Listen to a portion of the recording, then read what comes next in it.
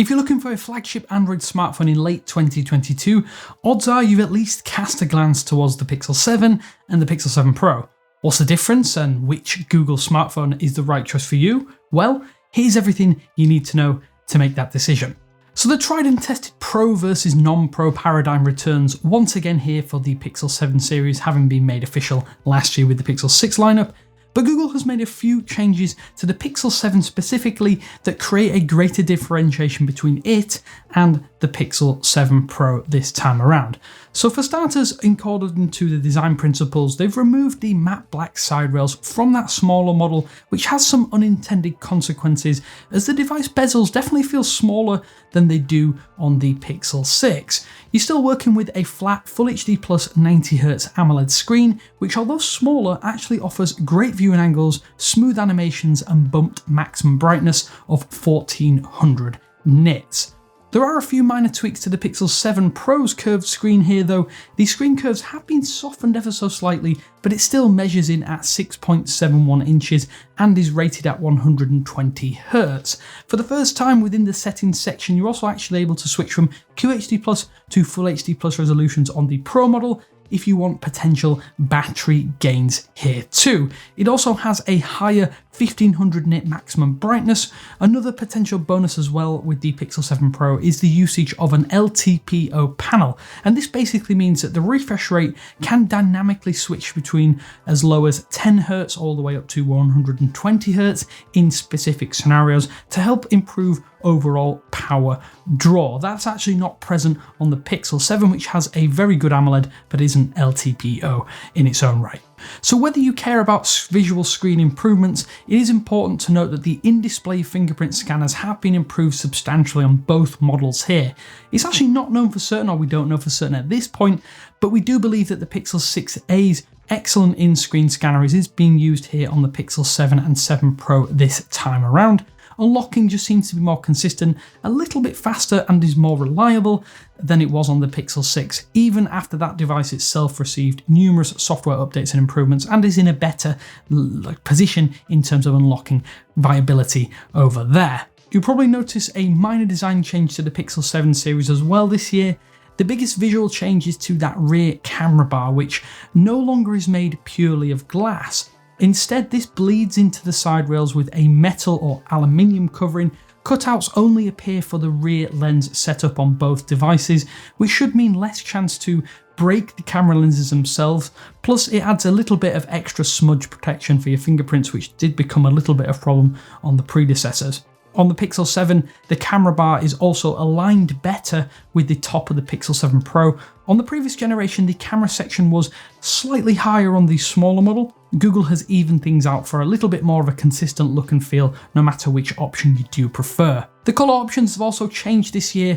The colourful lineup of the Pixel 6 series has been refined with more muted tones this time around. Annoyingly though, glossy finishes are once again being used, with only two standout colours really to choose from this time around, and that would be the Pixel 7 in Lemongrass and Pixel 7 Pro in the Hazel variant. Obsidian or Black and Snow, which is just a white and silver option, are also available for this duo this year too. Tensor G2 is the only major internal upgrade this time around. It isn't a massive jump in terms of performance and is still based upon the 5nm manufacturing process. Google's approach with Tensor and Tensor G2 has been focused more on the AI and GPU performance rather than outright raw processing power, and it is set to offer up to 60% boosts in machine learning tasks, all while being 20% more efficient. The reality is that performance in all but a few scenarios, like gaming, is very, very smooth. All base models of the Pixel 7 series start at 128GB, with 256GB options available. You can actually pick up the Pixel 7 Pro with 512GB of non-expandable storage, but only in a few selected regions if you do want that max storage option. In terms of software, Android 13 does ship on the Pixel 7 and 7 Pro, which means it has fewer issues, but all of the same Material You flavourings as found on the previous generation. A sprinkling of exclusive features have been added to help differentiate the Pixel 7 though from its predecessors here too, and we have a video on that you can check out down in the description to see what is coming to which older Pixel phone if you do want to hang on. A number of these software-based tweaks are aimed at improving the experience given the enhanced hardware on offer here. Face Unlock is the most notable new inclusion. This software-based biometric security option lets you scan your face quickly with the front-facing camera on your devices, but can't actually be used for wireless payments in certain regions. At some point in the next few weeks, you'll also get added security with free access to the Google One VPN, and this ordinarily is only available to Google One subscribers on the 2TB tier and above. Selected features in Google Photos have also moved behind a paywall in recent years, but the Pixel 7 and 7 Pro now have access to new photo unblur functionality. This can be used on any photos you have taken with your device, or even any photo you have in your Google Photos library. Machine learning enhances and cleans up images to remove blur and unwanted artifacts within images and improve them overall. It's not perfect, but it is a very nice feature to have nonetheless. And the other notable feature addition to the Pixel 7 series is a new digital wellbeing option that allows you to track snoring and coughing while you're sleeping. When a bedtime schedule is set, your phone is actually able to identify coughing or snoring when your phone is charging at your bedside, so you don't need to have an extra wearable on your wrist. Luckily as well, a number of these functions are coming to older devices, but many do require the Tensor processor for that enhanced processing, and this means that some functions, and specifically camera features, will remain exclusive to the Pixel 7 and 7 Pro, at least for a little while yet. An important point here is that Google has stuck to that 5-year update commitment once again, and this consists of 3 full OS upgrades alongside a further 2 years of regular security patches. So based upon those promises, that means you'll get Android 16, but after that it will be monthly OTAs for that added device protection. Support is set to cease for the Pixel 7 series, that's 7 and 7 Pro, in October 2027. In terms of the lifespan, Google has learned from previous mistakes of smaller batteries on older models, but because there are some changes to the size of the Pixel 7 compared to the Pixel 6, a few sacrifices have been made here in terms of the battery size, and sadly that means that it has an almost 10% step down to accommodate that smaller chassis. Luckily though, this doesn't seem to have affected the lifespan, at least in our experience, all too drastically. The Pixel 7 can last a day without any sort of pressure or problems, and luckily for the Pixel 7 Pro, there are no such internal cell size decreases. It's a tried and tested 5000 mAh battery once again here. And as always, it is important to note that battery longevity is a very subjective area.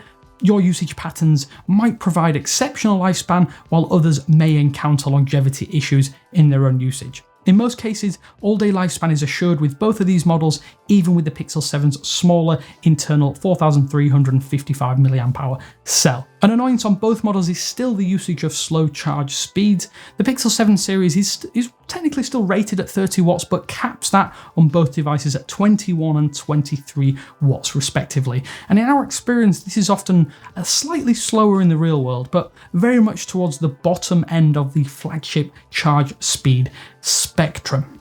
At the very heart of the Pixel 7 and 7 Pro though is Samsung's 50 megapixel GN1 sensor once again this time around. It was a huge upgrade last year, and this time around it's a case of software refinement. That said though, there are some changes to the Pixel 7 Pro specifically that will make a big difference in zoom photos.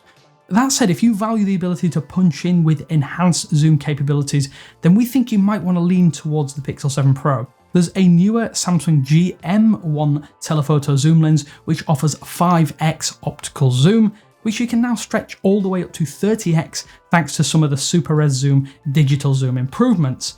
Images just look better at all zoom ranges, but the software improvements also mean that 2x zoom on the Pixel 7 is boosted, while the maximum digital zoom level is now up from 7 to 8x. Elsewhere, the ultra-wide-angle lens on the Pixel 7 Pro has a dual purpose this time around. By increasing the field of view from 114 to 126 degrees, you're actually able to get close-up macro shots using the ultra-wide lens itself. This added utility is only available on the Pro version and is a great way to add that extra functionality without adding an extra unnecessary and almost useless macro lens. Although technically an accessibility feature as well, Guided Frame is a new mode as part of the TalkBack feature set, which helps those with visual impairments frame and take selfies, with Voice Assistant helping to achieve the perfect front-facing photo. This is joined by enhancements to the real-tone image processing to ensure that perfect skin tone reproduction no matter your complexion with both of these devices. On top of that, all of your favourite Pixel exclusive videography features make a return on the Pixel 7 series. A number of new features though have joined the camera systems on the Duo this time around. 10-bit HDR video recording makes its bow on the Pixel series, but is capped at 4K 30 FPS. Adding to that, 4K 60 FPS recording is now available on every lens, including the selfie camera this time around too. Google is also one of the few OEMs out there that have enabled the ability to switch between rear lenses when shooting at that 4K 60 FPS frame rate and resolution. The final new recording mode though is cinematic blur. And this is kind of like portrait mode for video, adding fake blur effects that are added to video capped at 1080p 24 FPS. The results are okay, it's not something we'd use all too often, but it is available across both of these devices. So given all of that information, which is quite a lot, which should you choose? Well, this year, the minor changes made to the Pixel 7 and 7 Pro are truly meaningful this time around, despite how little they appear to be. If you've encountered issues with the Pixel 6 series and are simply looking for extra reliability, then we think that there are enough improvements to the hardware to actually consider making a switch even after just 12 months, and that's not something we'd ordinarily say. Choosing between the Duo though is a matter of what you prioritise.